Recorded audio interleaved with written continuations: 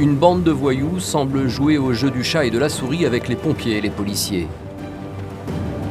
D'ailleurs, les pyromanes ont allumé d'autres feux à quelques kilomètres de là. Apparemment, il y a d'autres feux de containers sur Manosque. D'accord. Donc nous, on va reconditionner rapidement. On fait le plein en eau et on va se rendre sur le centre de secours. Les pompiers repartent donc en urgence en direction de ce nouveau lieu signalé. Sur place, 3 autres poubelles sont en flammes. Si les pompiers ont pour vocation première de venir en aide à des personnes en difficulté, dans certaines situations, ils doivent faire face aux provocations de certains civils.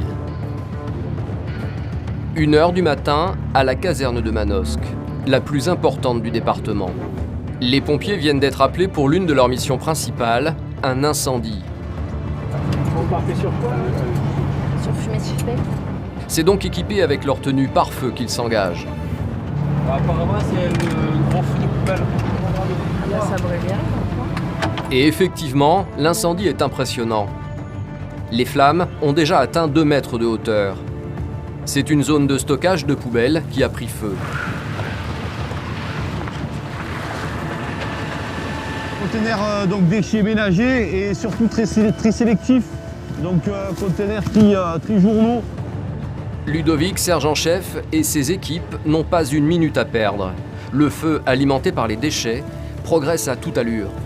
Le risque, on va dire, pour moi le plus important là, vu la proximité de la haie, c'est la propagation à la végétation et justement propagation à l'habitation.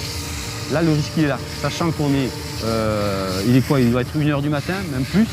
Les gens sont à l'intérieur, ils dorment. Le risque il est là.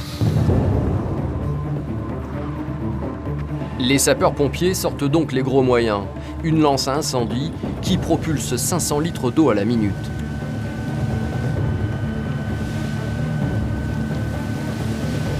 Le sinistre est rapidement contenu.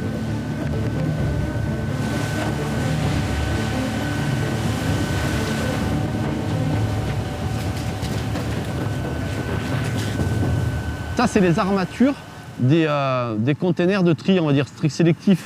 Il y en a 1, 2, 3, 4 qui ont brûlé. Voilà, donc là pour l'instant c'est maîtrisé, on va pas faire l'extinction là.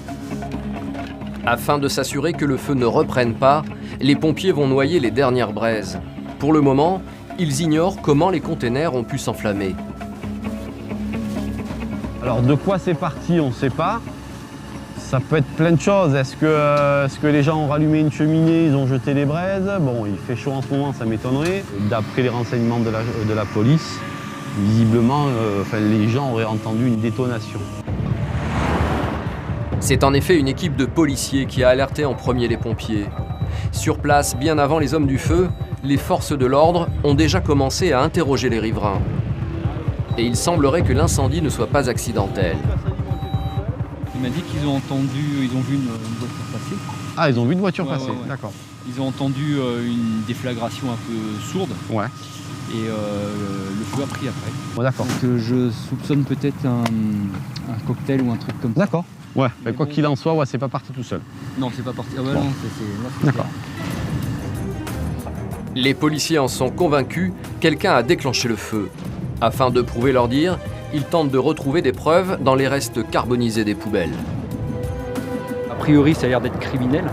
Maintenant, savoir quel est le mode de déclenchement qu'ils ont utilisé.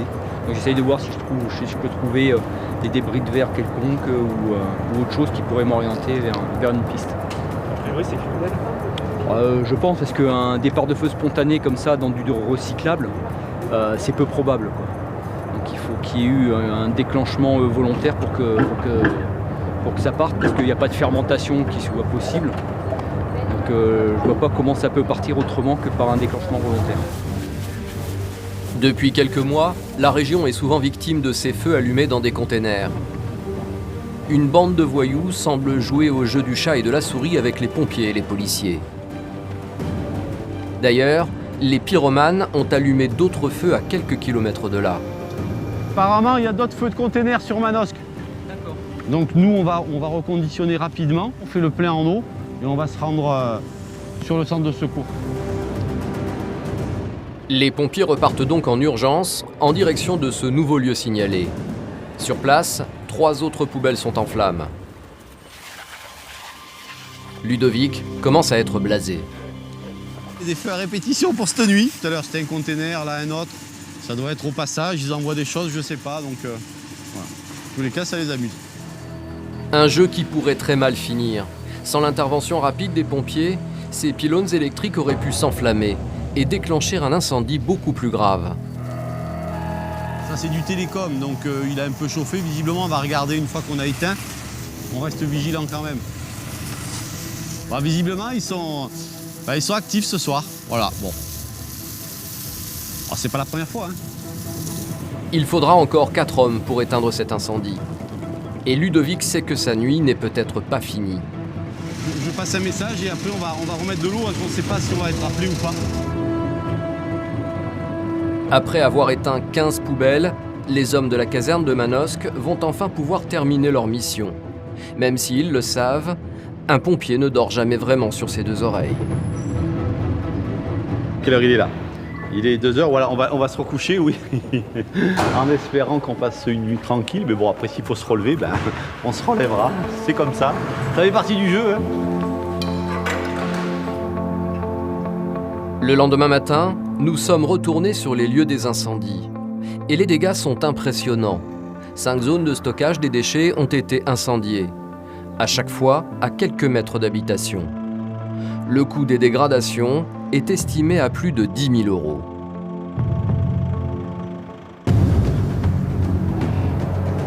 Quand on a choisi d'être pompier, on sait qu'il faut accepter un rythme intensif et des missions qui s'enchaînent sans discontinuer.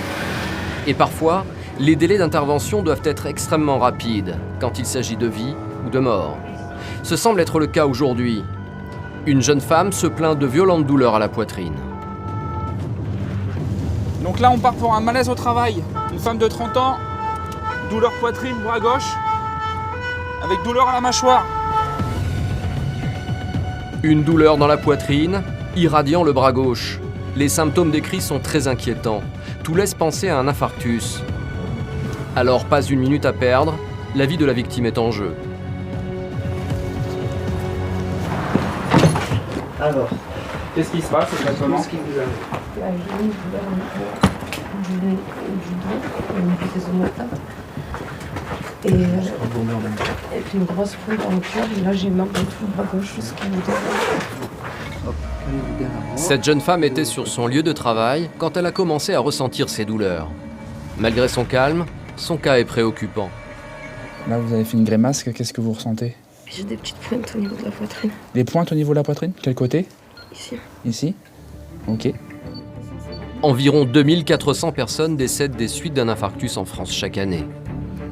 Comment ça vous fait la sensation au niveau de la poitrine? La poitrine, ça commence à aller mieux. Mais c'est la douleur d'un bras là qui passe pas. Ça vous fait quoi comme douleur? Ça m'a oppressée, j'arrivais même plus à respirer correctement. Et ça, il y a combien de temps? Je sais pas, 10 minutes, je pense. C'est la première fois que ça vous fait ce genre de symptômes? Ouais. Face à cette suspicion d'infarctus, les pompiers ne peuvent que prodiguer les premiers secours. Seuls les médecins pourront effectuer un diagnostic précis.